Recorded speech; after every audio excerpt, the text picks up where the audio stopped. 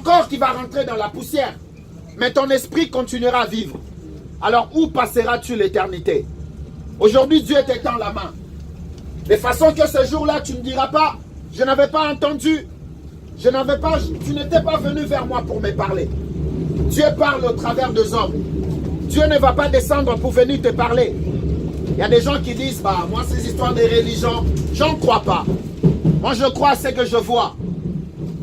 C'est bien, crois à ce que tu vois. Mais tu n'as jamais vu l'amour porter un pantalon et se promener dans la rue. Mais tu demandes l'amour des autres. Tu sais que l'amour, on ne le voit pas. Mais l'amour, on voit ses preuves. Il y a quelqu'un qui a dit que l'amour n'existe pas. Il n'existe que des preuves d'amour. Si je te dis que je t'aime et je ne te montre pas de preuves, bah, tu ne seras pas convaincu. Alors la nature montre que Dieu existe. Tout ce qui a été créé avec harmonie montre qu'il y a quelqu'un qui a créé tout cela. Alors ce soir, prends la décision. Si tu veux donner ton cœur à Jésus, si tu veux recevoir la vie éternelle, l'occasion qui t'est donnée aujourd'hui, peut-être c'est la dernière fois que tu entends ces choses. Peut-être c'est pour la première fois pour toi. Peut-être tu n'auras pas l'occasion de l'entendre. J'ai regardé dans le journal, dernièrement, aux États-Unis, beaucoup de jeunes qui aimaient la vie comme toi et moi. Qui aimaient la vie, qui pensaient qu'ils avaient encore le temps. Dans un bar en train de boire, prendre un verre, et la mort soudainement est venue. Qui peut nous rassurer que le 1er janvier 2019, il sera là? Qui peut nous rassurer? Personne. L'homme n'est pas maître de son souffle pour pouvoir les retenir. Alors ce soir, l'évangile t'est donné. L'évangile t'est proposé. Tu es libre d'accepter Jésus pour recevoir la vie éternelle et de le rejeter et de vivre éternellement loin de lui. Vivre loin de Dieu, c'est ce qu'on appelle l'enfer. On ne peut même pas souhaiter ça à notre pire ennemi. Il y a des gens qui disent, bah ouais, moi je m'aimerais bien aller en enfer. Parce que tu ne sais pas de quoi tu parles. Là-bas, la Bible dit, il n'y aura que des pleurs et des grincements de dents. La souffrance éternelle.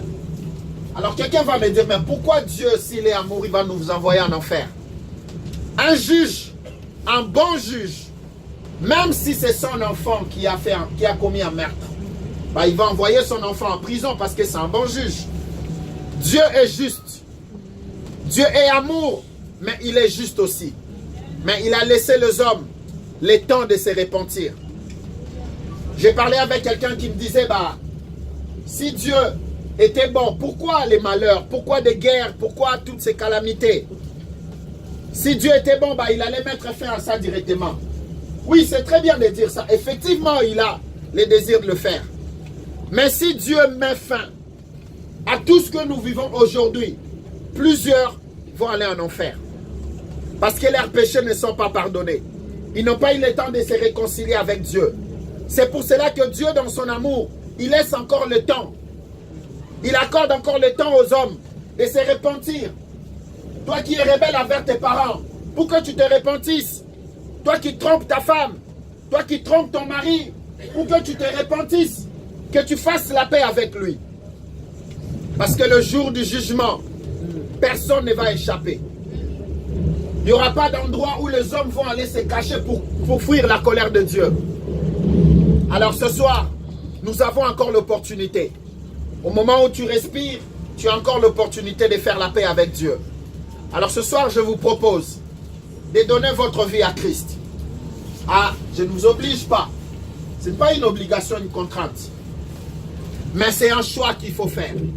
Si tu prends le choix de rejeter l'évangile, Jésus a dit, c'est lui qui va me rejeter, je le rejetterai aussi. Alors ce soir, prends la résolution de faire la plus belle chose qui puisse arriver à un homme, de prendre la résolution de faire la paix avec Dieu. Et cela passe par Jésus-Christ. Reconnais simplement que tu es pécheur. J'ai péché, j'ai commis le péché, pardonne-moi. C'est ça l'humilité devant Dieu. Celui qui fait une prière pareille, Jésus viendra dans son cœur, il pardonnera ses péchés, il lui donnera la vie éternelle. Et lorsque la fin du monde aura lieu, il aura la vie éternelle. Mesdames et messieurs, je vais finir en disant, l'occasion t'est donnée. L'occasion vous est donnée ce soir. Ne foulez pas la grâce de Dieu aux pieds. Ne rejetez pas la main tendue de Dieu.